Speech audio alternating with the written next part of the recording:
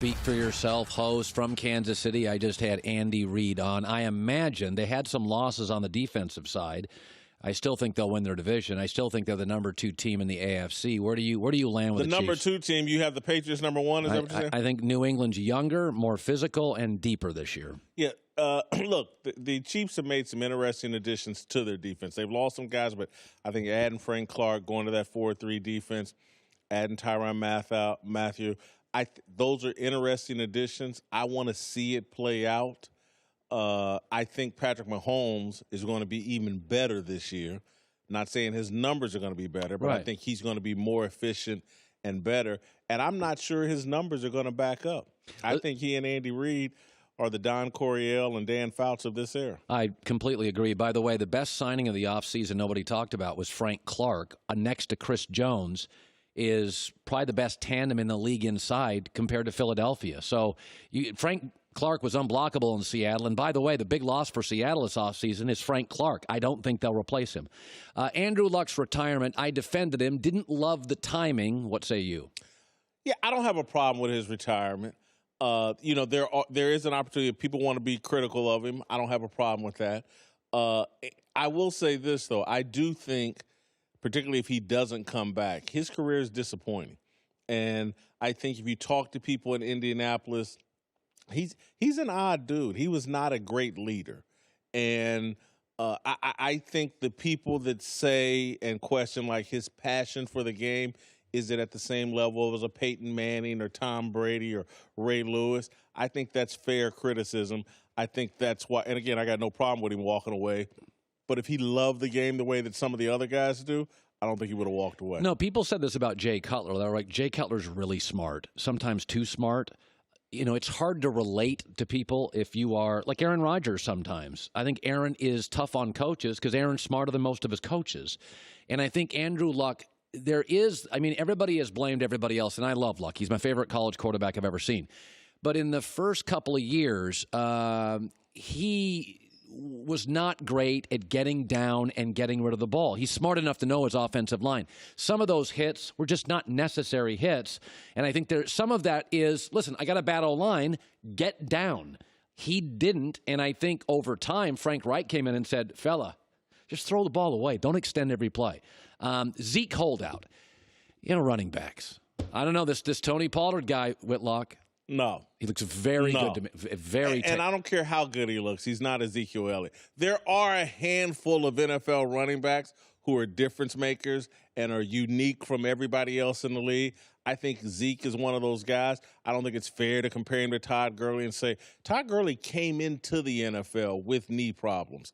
Zeke's been a durable football player since, being a little kid. So I think that Zeke does make a difference. I think he deserves to be the highest paid running back in the NFL. Coming 2 years early in a contract, you'd still make him the highest paid. Well, because I think this system is unfair. I think that this system, this collective bargaining agreement that locks up these rookies to this wage scale, and then for 5 years you got control of him. Zeke at 24 is worth a lot more money than he's being paid, and I don't blame him for trying to go get it right now. What'd you make of the AB helmet fiasco? It was a hoax. I think that AB wants to retire as healthy as possible. That's his goal right now. It's not winning. It's not being super productive. It's about how can I squeeze these last $30 million out of Oakland with taking as little risk as possible. And if I need an excuse to get out of training camp and miss all the preseason and anything to avoid work, I think Zeke is into. I mean, not Zeke, AB is into. And so I think the whole helmet deal was just a charade to give him an excuse to be away and take heat off of the fact that he burned up his feet doing cryotherapy. Well, it's interesting because OBJ, Julio Jones, has practiced less in recent years. OBJ has been absent from some practices. Some of the biggest stars on the perimeter in the league may be just saying, hey, we got a little NBA feel to us. We're not going to take these hits if we don't have to. I think for AB it's more pronounced than for OBJ or Julio Jones. I think both of those guys, Julio and OBJ, are still about building their resume and legacy. I think AB thinks he's done all he needs to do, Those 9 years he put up in Pittsburgh will get him into the Hall of Fame. Now it's just, how can I get out of here with this bag of money and make sure I'm never in concussion protocol again? Big Ben will not do his Monday radio show. Now, I always thought Brady's very corporate. Brady goes on the air, sounds like a local senator.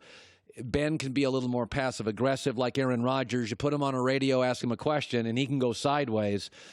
Plant a little passive-aggressive seat. I'm a fan of Ben not going on radio. Yeah, I think it's a good move. I'm been a critic and a fan of Ben Roethlisberger. You can be both. Yeah, and so I'm going to defend him in this regard. He and Tomlin, we talked about it earlier this week. Looking at AB and what he's done in Oakland has made me go, oh, my God, what was Pittsburgh going through?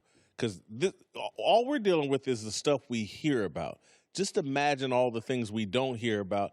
And so I think for Ben as a leader, for Mike Tomlin as a head coach and a leader, I think they were very compromised by AB. And so I can't wait to see what they do this year and in the next couple, 2 or 3 years without the AB headache. I think Pittsburgh's the team that I kind of like the most going into this year. It's the old theory. If you see a couple arguing in public or at a party, what's the ride home like? I always feel that. So I have a friend, I'm not going to mention his name. He played in the NFL. You know him. Yep. And he's an offensive lineman and part-time broadcaster. He called Mike Tomlin during this AB thing. And Mike, who's very player-friendly, told this guy that we both know, oh, you have no idea. Yeah. He goes, listen, we hide stuff pretty good here. He's like, and by the way, this league has always had expressive guys, so it's not the end of the world. I kind of wish both Pittsburgh and AB would say this. Pittsburgh's like, we didn't pay him much, and we got a ton of production. And AB's like, I inherited the best deep ball thrower. This should be a very happy divorce. It really should be. It should be, but if I'm AB, it's not, because, Pittsburgh is a winning franchise year after year. Big Ben is a guy that will take hits to get his receivers the ball down the field. He's leaving probably the best quarterback in the league for Antonio Brown to go work with Derek Carr, who's, who knows what he is, but he's certainly not Big Ben. I think everybody wins in this divorce except for AB, and that's why he's been the most irate. You're a huge college football fan, so am I. I said this. I think Clemson offensively, we could be looking at the best offense I've ever seen in college football. Running back, All-American. Receiver, All-American. Quarterback, best I've seen. Offensive lineman, 4 NFL players. Now, last night they're choppy because they don't get 4 preseason games, and Georgia Tech goes to bowls. Maybe I'm overstating it. When I look at that Clemson offense, I don't think they've replaced Alabama, although Alabama's had 2 key offseason linebacker injuries. But I do think, Jason, we're looking at something special here. When you say that, I'm starting to run through my mind. The Miami Hurricanes 2001, the Butch Davis recruited team. I think the Reggie Bush, Matt Leinart team that had 9 pros on it. I think we're getting in that category with this team. I go even further back with USC. There were some USC teams with Marcus Allen or Charles White in the backfield and the entire offensive line, damn near first-team All-Americans, had some receivers on the outside. Quarterback's not as good, but it's like when Rodney Peete was at USC. And so I've seen some great – and you're right, what Clemson has assembled reminds me of that. It's funny. It took him 4 years to pop, and Clemson's a football school. Chip Kelly's 13 games in, everybody's bailing on him. It's like John Wooden took 16 years to pop to win his first title at UCLA. We have no patience. Like in our, I will say that I did watch UCLA last night. They weren't good. They couldn't block anybody. Well, that was bad. Well, I mean, he's 13. They're young. They're young. It's 13 games in. But it is funny. We bail on people. And I'm not saying Chip Kelly, but it should be noted, he won 12 games a year at Oregon. They got no players in that state. Well, what I was defending for last night is 20 seconds. They were overmatched, but somehow stayed in that game. So he knows he's doing something right. Jason Whitlock, September, entire month dedicated to celebrate sleeping. Casper.com through September 2nd. Speak for yourself after our show today. Jason Whitlock, good seeing you, bud. Hour 3 next. Hi, everybody. Thanks for watching. Subscribe here to get the latest from the show. Also, be sure to check out more of the best clips from The Herd or go watch a few segments from other shows on FS1.